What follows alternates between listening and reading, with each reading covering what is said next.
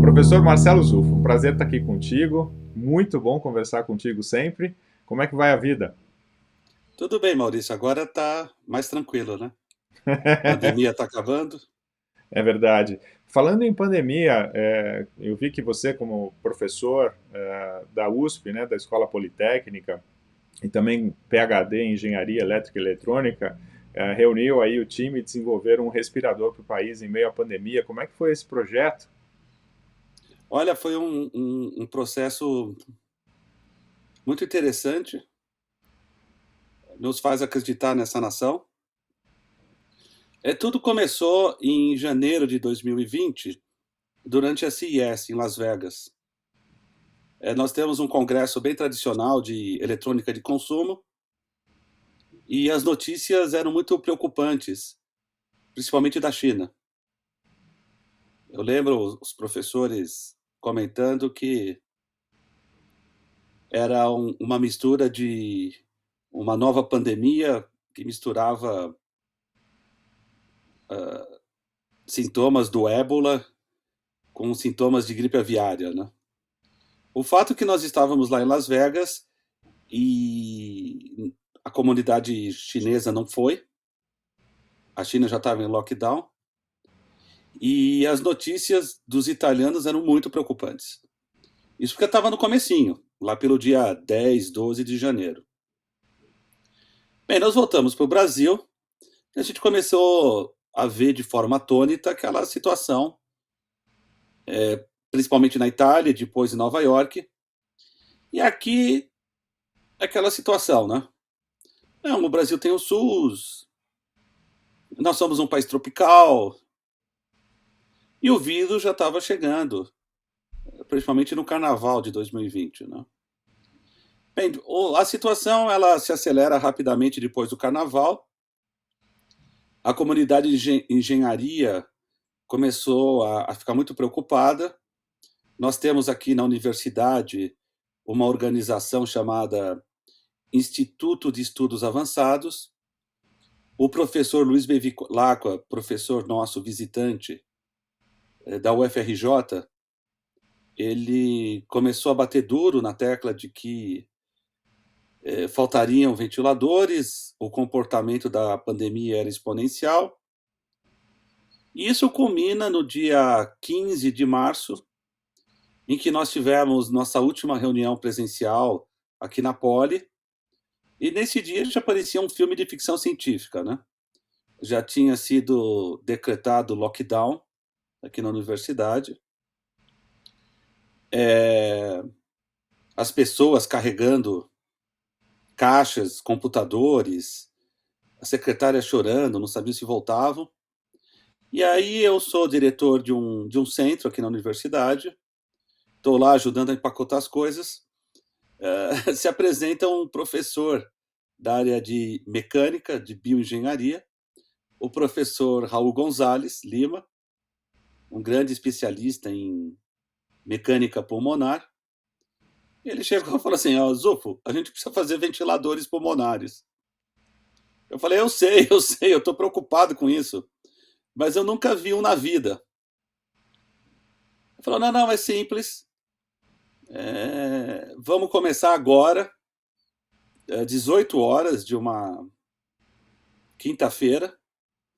Nós saímos da USP umas 10 da noite, isso na quinta, né? No sábado nós já tínhamos o primeiro protótipo. E aí nós temos toda essa história que eu pretendo contar para você aqui na entrevista.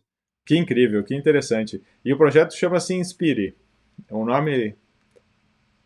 Inicialmente, o nosso plano era fazer um ventilador de baixo custo, inclusive com tecnologia aberta, né? A tecnologia de ventilação mecânica não evoluiu muito nos últimos 50 anos. A gente vê nos filmes, né? Baywatch e tal, aquelas coisas de respiração boca a boca, né? Isso não existe mais. O que existe são o que a gente chama de ambus, e são bombas de silicone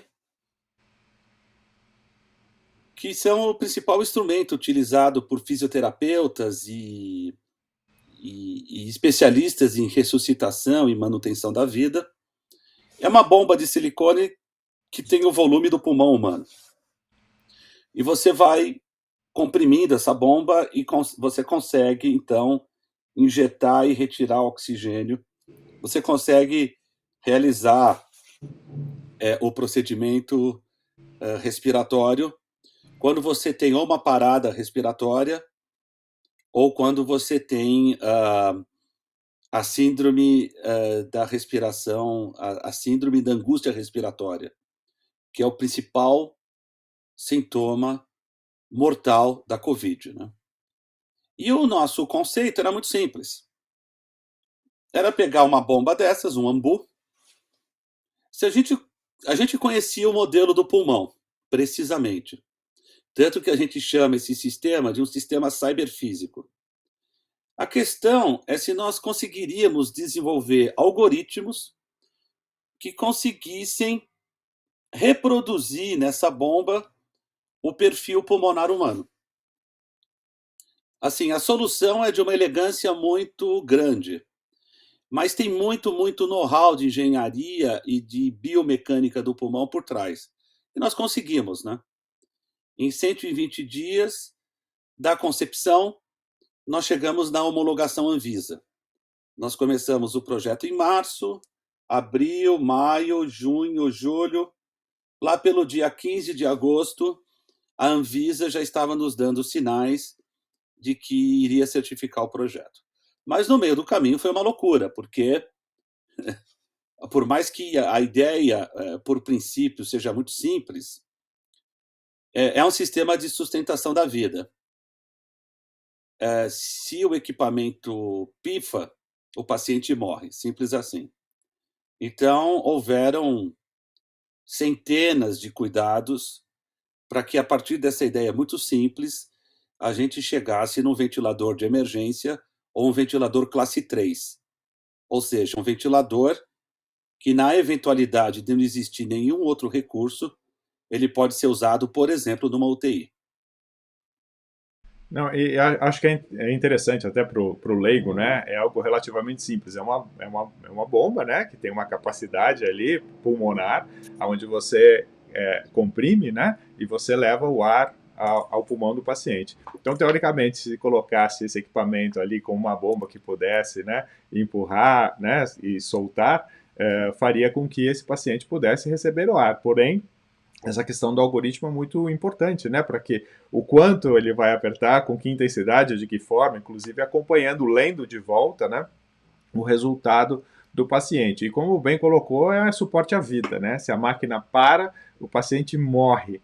E isso para ser distribuído por todo o país, né? Com assistência técnica, com troca de peças, com lubrificação, tem uma série aí de questões, né, no meio do processo. Como é que foi, assim, toda essa questão do planejamento, da execução, e depois colocar isso em produção, né, porque vocês já têm mais de 1.000 unidades produzidas, e como é que foi o financiamento disso tudo, né? Vocês já tinham recursos, foram pedir recursos, né? O governo apoiou, como é que é a história?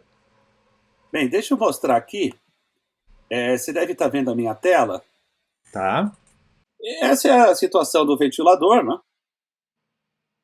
O paciente aqui ele está em coma, com o pulmão anestesiado, ou seja, o único elemento que mantém a vida dele é a troca gasosa provida pelo ventilador, né?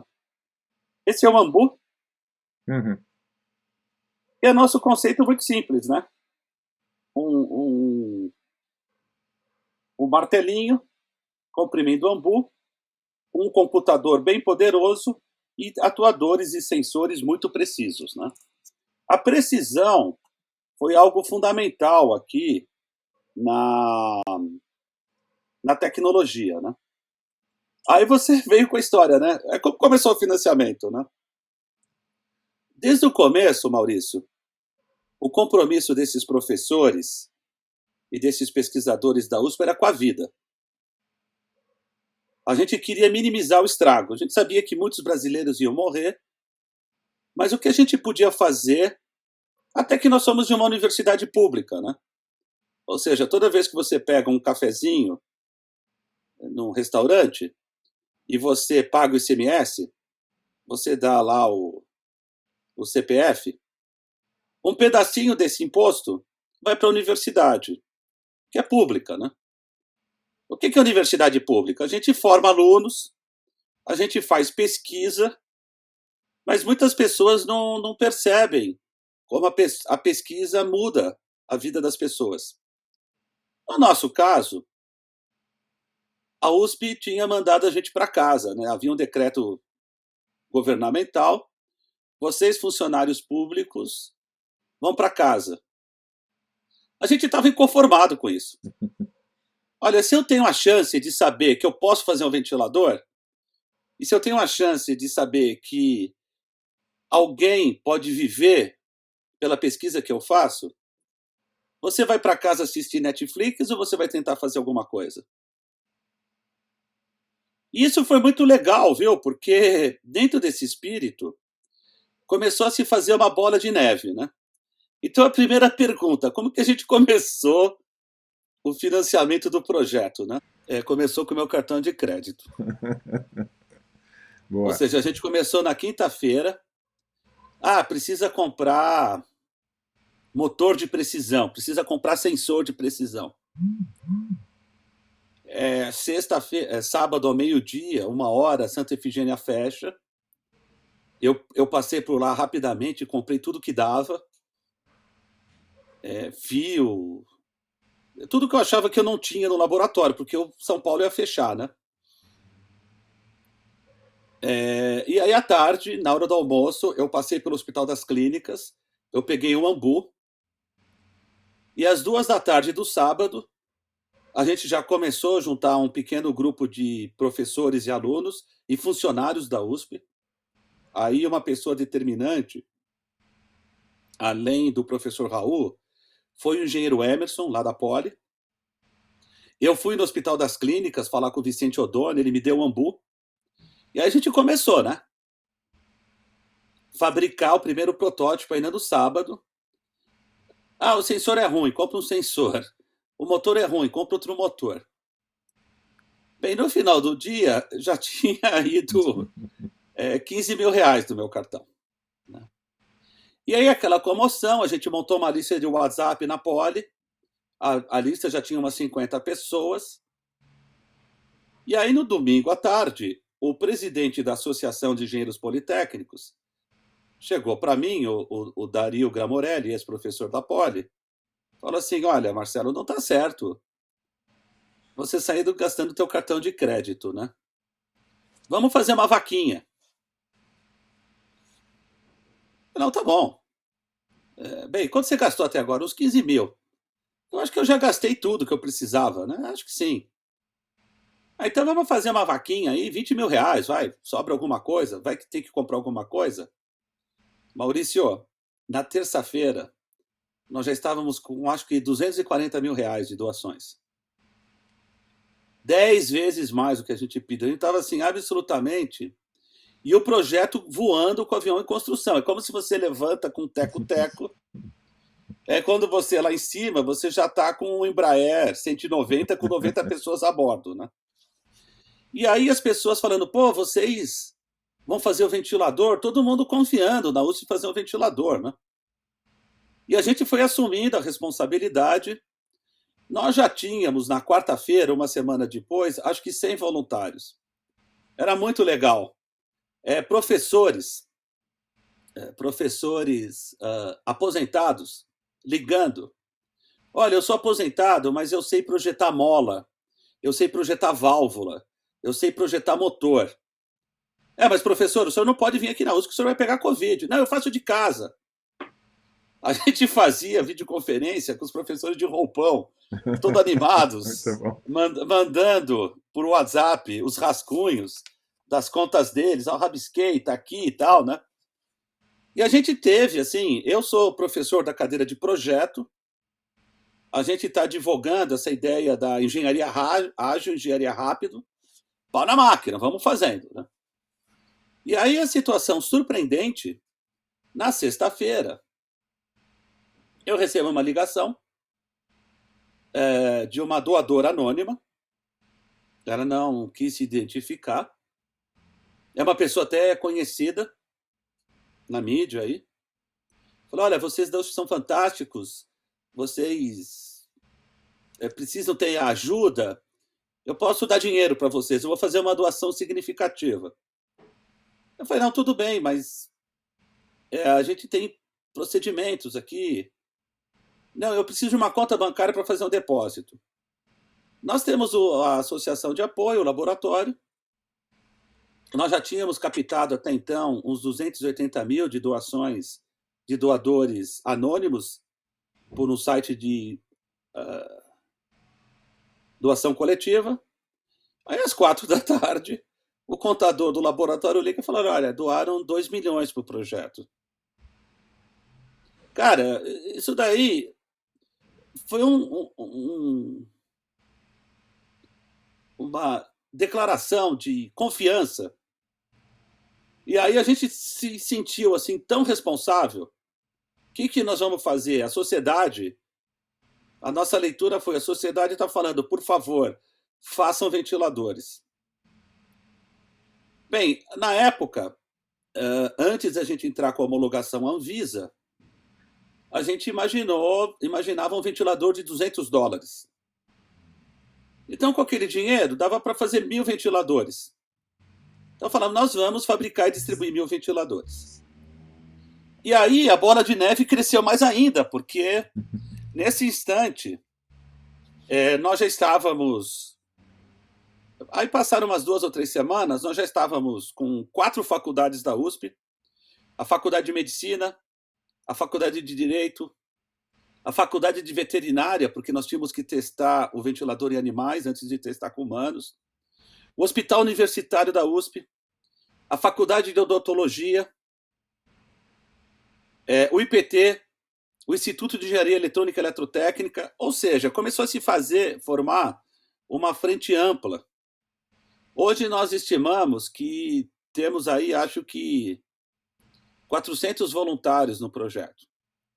E aí o que foi muito legal é que a Marinha se apresentou e falou: vocês querem ajuda? Nós queremos sim, para fabricar os ventiladores, montagem, né? Montagem e testes. E aí, o ventilador deve ter tido aí, eu tenho que contabilizar isso direito, mas acho que 160 versões em 4 meses, 160 versões físicas, né? Tanto que a versão que nós testamos em animais, ela é modificada para a versão Anvisa, né? Aí veio o calvário da Anvisa extremamente rigorosa e burocrática, né? Mas ela é rigorosa, tanto quanto os órgãos americanos e europeus. Como eu sou um professor da cadeira de projeto, eu falei: vamos transformar rigor em requisito. Vamos aproveitar esse sarrafo que eles vão colocar na gente e tentar fazer o melhor ventilador do mundo. Não vamos reagir negativamente à cobrança e à burocracia. Burocracia, não vou falar um palavrão aqui, mas pelo amor de Deus, né? O brasileiro, pelo amor de Deus, ele é extremamente burocrático. Mas vamos pegar os padrões técnicos, que são altíssimos na Anvisa, e vamos transformar em resultado, porque afinal, pacientes vão ser entubados. E a gente não vai deixar nenhum paciente morrer com a nossa tecnologia. E essa foi a verdade. Isso se traduziu no custo do ventilador. O ventilador, ele tem que ter todas as peças e partes certificadas. Você não pode montar um ventilador com pecinha que você compra na borracharia da esquina. Todas as peças têm que ter rastreabilidade e certificação. E aí, peças certificadas são mais caras, né? Agora, mesmo assim, o nosso ventilador chegou em R$ 1.000 na caixa. Ou seja, o ventilador na caixa, fechado, esterilizado, com todos os protocolos preconizados na Anvisa. Hoje ele custa R$ 5.700. E aí, a certificação veio quando a primeira onda acabou. Então, eu tenho até esse gráfico aqui. Aqui é mais ou menos agosto de 2020, né? E aí o pessoal falou, acabou, né? Eu falei, não, não, não. Agora que a gente tem que fazer ventilador, né? E muito. E muito. E aconteceu isso. A gente começou a fabricar os ventiladores. E aí, tá vendo esse pico aqui? Estourou Manaus. Uhum. E aí foi muito legal que, de novo, quando estourou Manaus, a gente já estava com 100 ventiladores. Aí teve aquela situação de ter sido chamado no Palácio do Governo, precisamos fabricar ventiladores. Falou, já estão prontos. Precisamos mandar ventiladores para Manaus. Já estão no avião da Latam, embarcam hoje às 10 da noite. Ou seja, nós chegamos lá com 50 ventiladores em Manaus, nós atendemos 14 hospitais lá. Muito bom. E o ventilador da USP era um ventilador grátis. Não era um ventilador de 200 mil reais. Sim. Então não tinha aquele lance de sentar em cima do ventilador. Ah, tá tendo uma fila e tá estourando no hospital da esquina. Pegava 10 ventiladores e levava para lá. A gente ficava atuando até a fila diminuía. Diminuía e ia para outro, entendeu? Então, teve um efeito colateral que a quantidade de hospitais atendidos é um pouco maior do que a quantidade de ventiladores fabricados. Porque acabava a crise em São José do Rio Preto, levava para Araraquara. Acabava em Araraquara, levava para Ribeirão. Então, os nossos ventiladores eram ventiladores de contingência. A gente levava onde tinha problema. E a gente acha que nós salvamos muitas vidas nesse processo aí. Não, sem dúvida nenhuma, né? Uma pandemia, uma loucura. Assim, a questão, como é que é a questão dos ventiladores agora para exportação, tecnologia, reconhecimento, novos projetos, né? Como esse projeto desse ventilador impactou no negócio de pesquisa e desenvolvimento de projetos da USP? A USP está assustada também porque a gente reinventou o jeito de fazer inovação na universidade. Normalmente a gente imagina que a inovação na universidade é lenta. Ela foi super rápida. A gente também imagina de que a USP vive uma torre de marfim, né? Eu só posso receber dinheiro da FAPESP, só posso receber dinheiro do CNPq. A gente não recebeu um centavo de verba oficial. Foi um financiamento todo baseado na sociedade. Isso foi assim, você vê muito isso, né, Maurício? Nos Estados Unidos, na Europa, né? A gente nunca tinha visto isso no Brasil também. Outra coisa que a gente via, só a USP sabe fazer. Não, a gente pediu ajuda para todo mundo. IPT, 5 faculdades da USP, Marinha, Senai, iniciativa privada. A nossa fábrica era uma zona. Veio aí Volkswagen, Embraer. Hoje o nosso pessoal parece, tá todo mundo né? Bonitinho, né? Nos deram um know-how enorme de manufatura crítica, né? A engenharia da Volkswagen veio dormir aqui na USP, nos ajudar. Tinha turno a gente tinha turno, né? 2, 3 turnos. Empresas começaram a doar insumos. Então, Ambev, Klabin, Votorantim deu alumínio, Ambev deu plásticos. Os bancos se uniram, montaram um modelo de financiamento. Então, assim, o que foi muito legal, que dentre desses mais de 400 voluntários, temos voluntário para tudo, desde voluntário que ia pegar a caixa, colocar no carro e levar no hospital, voluntárias dando treinamento, a Natasha Ota, por exemplo, dando treinamento, mais de 130 treinamentos em hospitais, né? Então, isso mostrou que quando você tem um chamamento público assim, com P maiúsculo, né? A gente consegue tocar as coisas dentro do maior interesse público, né? E deu certo. A gente agora precisa documentar, sistematizar. Nós estamos fazendo aqui um levantamento de todos os nossos voluntários e a gente pretende, até mais ou menos 15 de dezembro, agradecer a todos, né? Porque nesse mês nós chegamos em 1.000 ventiladores. Muito bem, que incrível. Sim, e os projetos, né? A gente no passado falou muito sobre essa parceria público-privada, né? Da possibilidade, assim como existe em outros países, da iniciativa privada auxiliar no desenvolvimento dos projetos, né? Universitários. E agora, pô, que incrível esse chamamento público, né? Com P maiúsculo, de ter a sociedade, de fato, ajudando, né? Foi uma quebra de paradigma. E o futuro? E os outros projetos? Você citou um pouco o projeto do supercomputador, citou alguns outros, né? Como é que você enxerga, né, a possibilidade de transformar essa experiência riquíssima, né, desse respirador em talvez um início para outros projetos de sucesso para tantos pesquisadores que nós temos no país? Então, Maurício, essa é uma boa pergunta, né? A gente percebeu que quando...